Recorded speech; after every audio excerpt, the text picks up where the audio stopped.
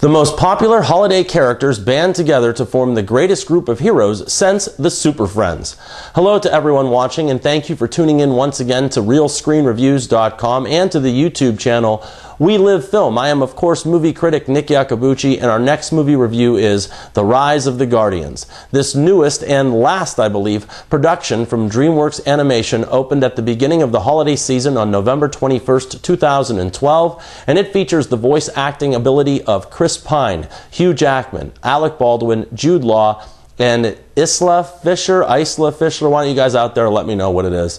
Rise of the Guardians comes to us from director Peter Ramsey, a first-time director that has spent many years working in animation, whether it be in film or in television. He now attempts to successfully combine every hero from every holiday into one amazing adventure and wrap it all up into one package for the entire family.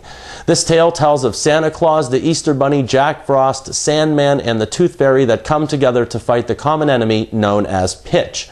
This group, known for being the heroes in the imagination of children worldwide, will be put to the test when they have to defend everything that they know from this despicable villain. However, if Santa and the rest of the boys have anything to say about it, this boogeyman will not have a Merry Christmas, a Happy New Year, or any kind of wonderful holiday season.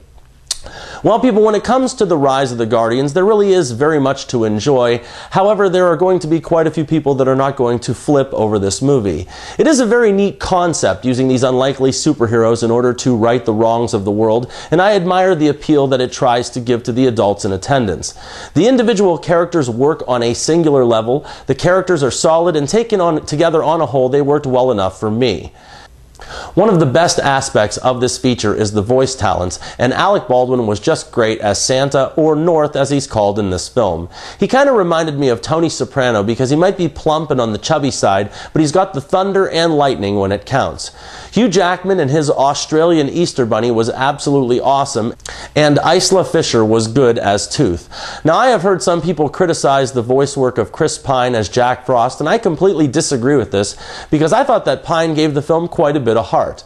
Now, the person that I thought was just stand out was Jude Law. There was just something amazingly convincing about his voice. Law was just spot on as this villain, and I would say that he was pitch perfect as Pitch.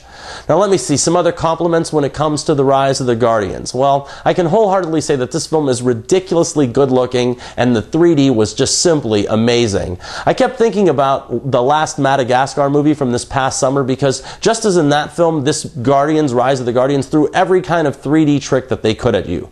I know that Guillermo del Toro served as an executive producer on this film, and you could really see the effects of his creativity in the finished product as well. However, the biggest compliment to the cast of this feature is that of longtime director of photography Roger Deakins. I believe in this film he's billed as a visual supervisor, but he once again creates worlds of visual splendor that are going to need a second view just to be fully appreciated. Now, there were a few drawbacks with this film, and some of them were pretty evident. First and foremost, it felt like it was ripping off the Harry Potter franchise in more than a few spots, and the most notable was the villain. I thought he looked like Lord Voldemort.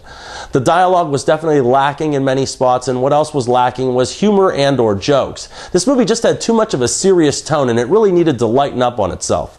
Finally, I thought that the filmmakers went out of their way to try and put so much into the film visually that because of that, the plot or the foundation of the story probably suffered just a little bit. At 97 minutes, Rise of the Guardians was entertaining and enjoyable, even though it lacked in substance and plot departments. There really was enough in this movie to enjoy it as well as recommend it, and you could do a lot worse if you're being dragged to the multiplex by a couple of 7- or 8-year-olds. This movie was fun to watch and easily something for all ages to enjoy. To be honest, Alec Baldwin, Jude Law, and the three-dimensional imagery were probably worth the price of admission, and if you have little ones, I can easily see this becoming not just a movie that is watched predominantly at Christmas time. Nick's Real Screen Review is a more than favorable 3 stars out of 4, and that's for the animated family adventure, The Rise of the Guardians. Well, that's all the time that I'm going to take up today. If you've enjoyed this review, please click like and give me a thumbs up, or subscribe to either or both We Live Film or Real Screen Reviews if you haven't yet already. I'm sure that I'll be returning soon enough with more movie and trailer reviews, and until then, remember, people, that I'm not always right, but only when it comes to the movies, and thank you for your attention.